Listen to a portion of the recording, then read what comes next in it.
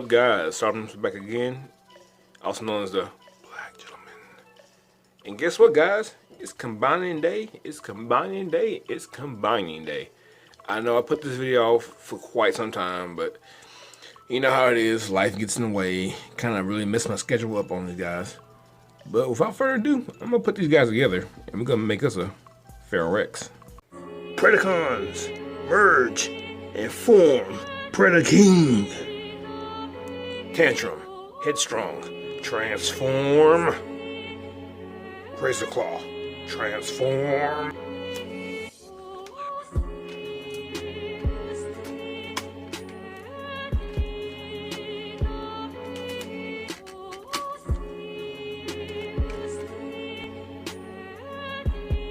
Rampage, dive bomb, transform.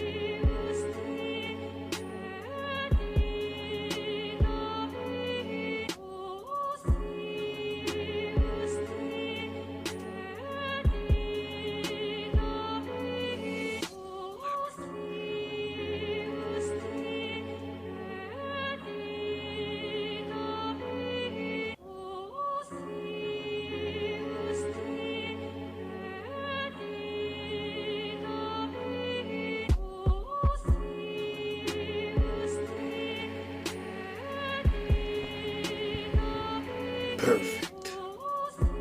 Here he is, all combined. And I have to apologize. I don't know how I expect to film larger combiner reviews because,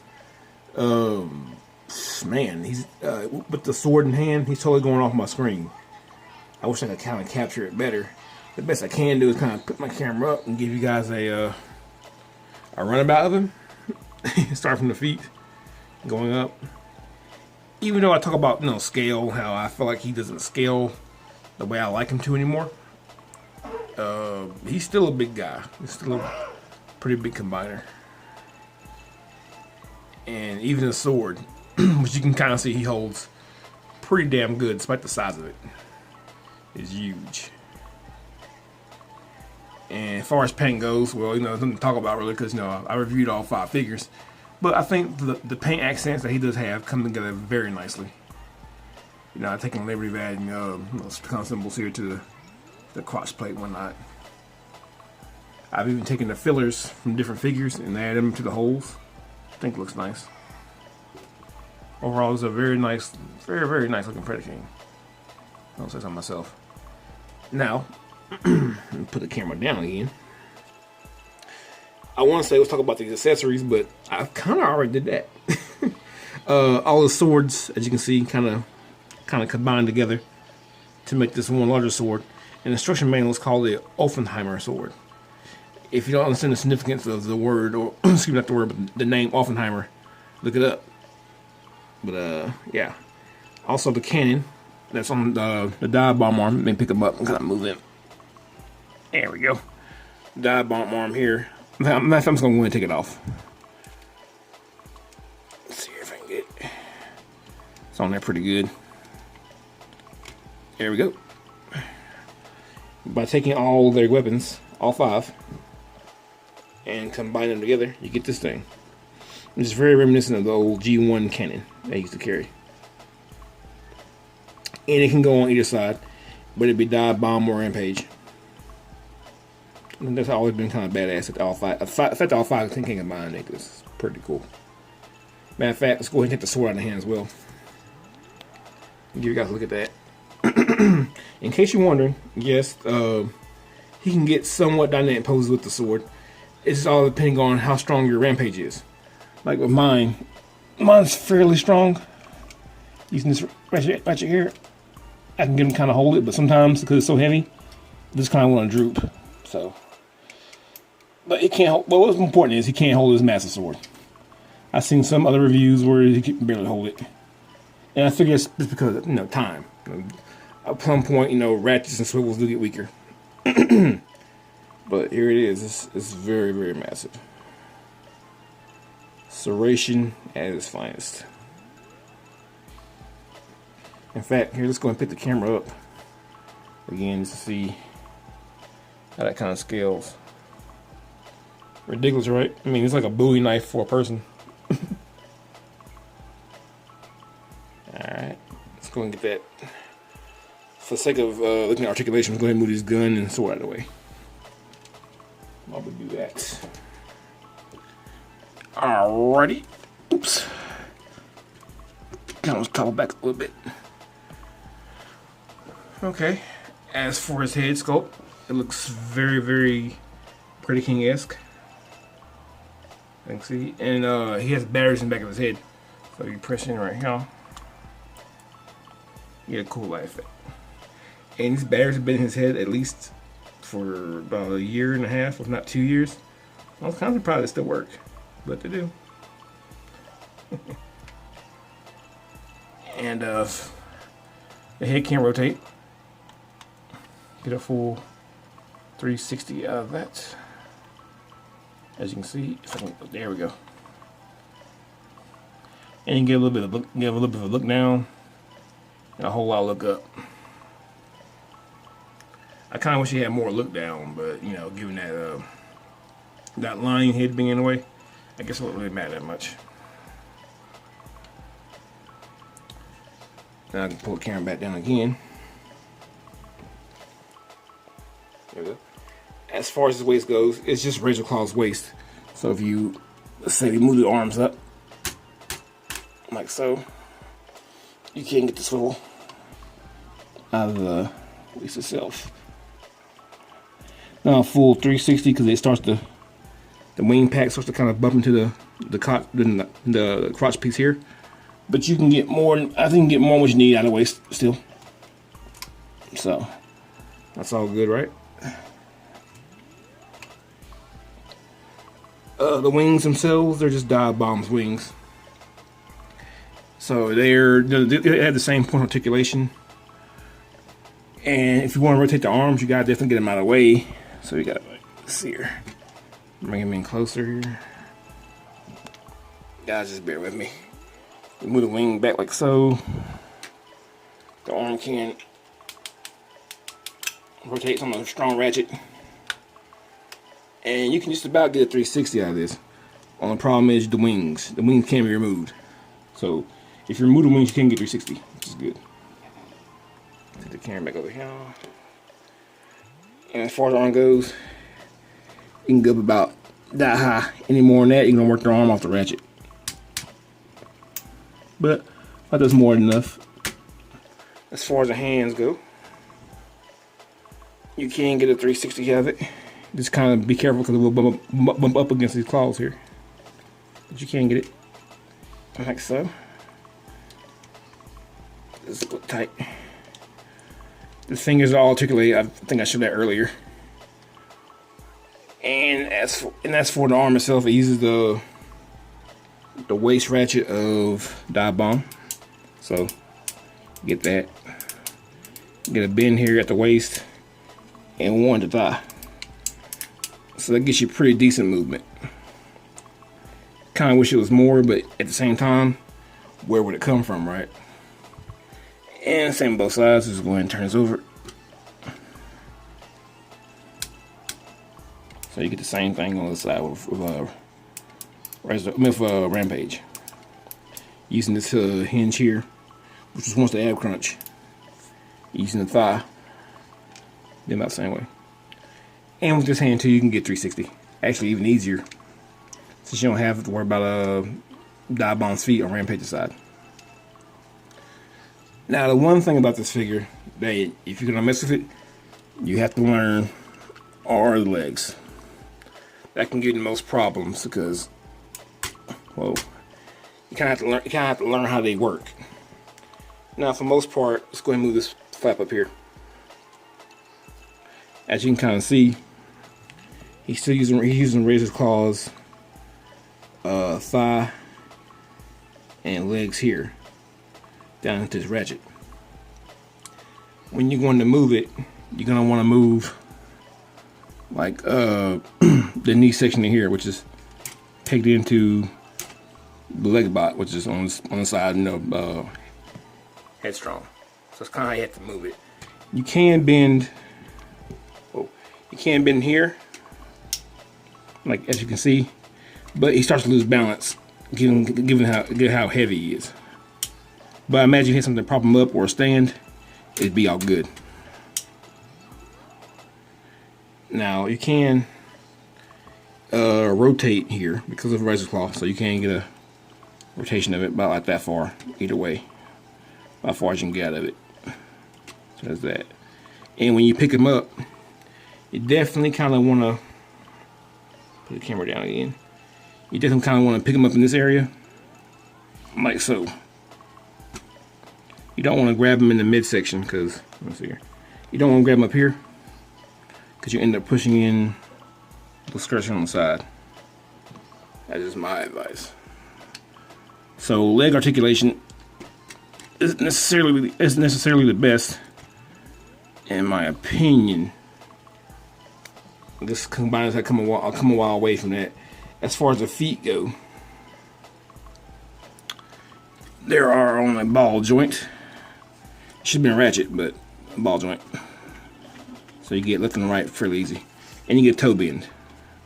But a toe bend, for the most part, is only really good for certain poses. You can't really arbitrarily use a toe bend. And it's the same on both sides. And believe me, if you guys think that this articulation in the legs is limited, you should have seen the KO. The KO couldn't even stand up on his own weight. Believe me, I know I had it.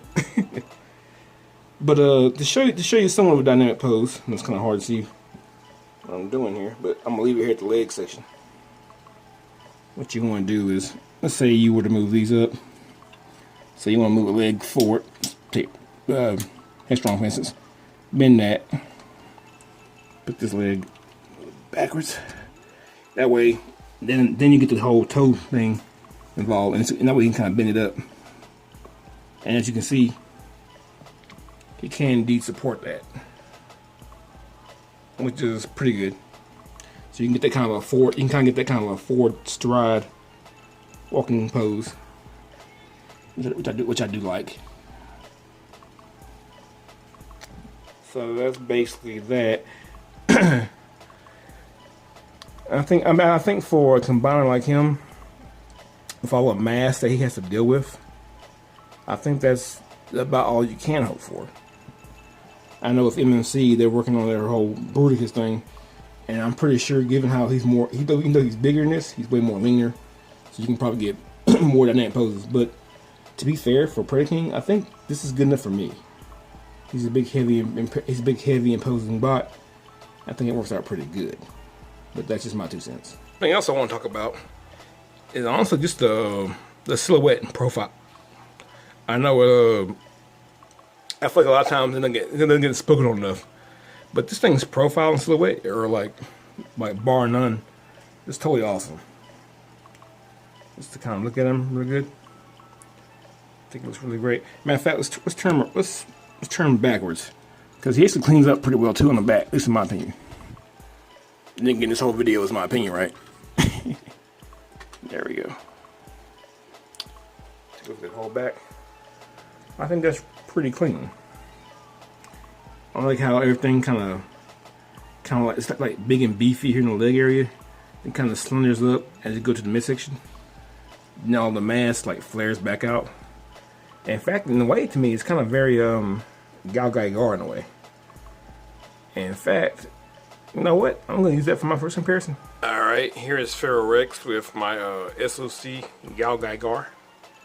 And it's kind of what I'm talking about. They have some similarities. Very much so.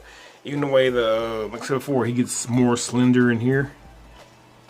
and kind of the midsection, but then again he gets like all more bulkier in the legs and the arms. Kind of some guy a little bit, especially the whole, maybe to me, maybe just the line on the chest. Maybe that's what it is. And it makes me wonder too, like, is this? I was kind of wondering, like, is this scale accurate? Anyway, let's move on from Galgagar. Let's bring in some more Transformers. Here he is with Make Toys Rider Despotron, Hasbro sees Shockwave, MMC Deadlock, and MMC's Tyrantron, or I did Megatron. So there he goes with that. With his arch nemesis, Skylynx, which I honestly, I really like this scale. I love the fact that MNC's Predaking matches with their Skylynx. I've never really taken any pictures with them together, and it's kind of a shame actually. I'm gonna have to do that. So here's how they look. I just really dig that look. And another thing regarding scale, this is kind of where I'm coming from.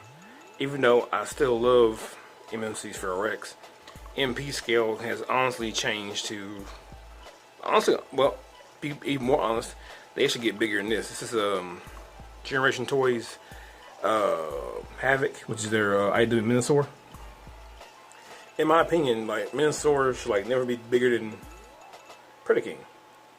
It's just kind of, you know, and bear in mind that, you know, once upon a time this was, you know, MP scale. It keeps changing scale, and it just keeps honestly messing with my mind. So so it's kind of why I think I'm in for the Chain Toys Predaking. Not because I think it's gonna inherently look better than my man Feralrex, because God, I love Feralrex. So I hate to see it get dethroned as the Predaking. But I ultimately want something more aligned with this scale. Although I think MMC's Bruticus, which is fully combined, is going to be even bigger than Minosaur here, which I'm kind of fine with that because Bruticus is like, you know, military vehicles, so it's kind of cool. But yeah, this is kind of leads me to kind of put Feralrex at the pasture, even though I like them. I'll probably just break them back down to robot mode or combine or ammo mode. It leaves them as that. So you know, I know scale's all about the eye of the beholder, but for me, I like to have my combiners all kind of the same size, more or less. And even better, I like having my Predaking be bigger than the rest of them. At least just for me. And I'm not going to begin to talk about Jim Bao's Devastator. I don't expect him to be bigger than him. He's too big as he is. You know what I'm saying? As far as final thoughts goes, scale aside, just in terms of build quality and look, aesthetic, all in 9 yards, the fact that he can hold this massive sword, which is just ridiculous. I still say he's awesome. I still say he holds up. He doesn't do what I need him to do anymore in terms of just being the biggest man on the playground anymore. That's where I have my fault. But that's my own personal fault.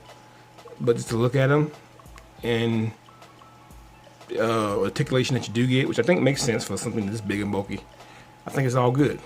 I think he's totally worth having. If you don't have a Predaking and you want one that, you know, this scale, I know Hasbro's even bigger than this, which is, you know, good for them, you know, everything. You know, I don't hate Hasbro. No, there's certain things I like better with third party, but I think this is one of those things that just, you know, to me looks better. I've seen Hasbro's, I've seen its articulation, I've seen the scale of it, but to me this just looks so much damn better. And I would even tell you to go check out the KO of that, but I've owned that myself and I was not satisfied. I still rather have the original over the KO. So for me, even though I'm not satisfied with the scale anymore, it's a recommend. I think you should definitely pick it up. Especially when you could put this thing next to things like Combiner Wars. Or some of the older MP scale things, like probably a Warbatron. You know, I think this still holds up immaculately. Hell, I know it holds up. The plastic quality is great. Each individual figure is great. When you combine them, it's awesome. So yeah, I don't know what I want to do with it now. I think I might keep them combined until Chains comes out with theirs. Because I want to definitely compare once I have that version. This thing still looks so beefy and awesome. Anyway, I need to go ahead and wrap this up. This has been a long time coming. I know I've should have been had this combined mode review out way earlier. But anyhow, let's go ahead and go into the normals and things. You guys need to check out the Predatings. If you're not, you're missing out. They put out good content almost every day. And you can follow the link right here below as usual. Also, as you guys know, I'm trying the impossible task of hitting 500 subscribers by the end of the year. And I can only do it with you guys' help. So, as always, subscribe. No, give me a like, dislike. If you dislike, tell me why. I can always improve. Pretty sure, at least. So, anyway, this has been Sardo, also known as a Black Gentleman. I here doing God work reviewing these old ass figures. Until next time, peace out.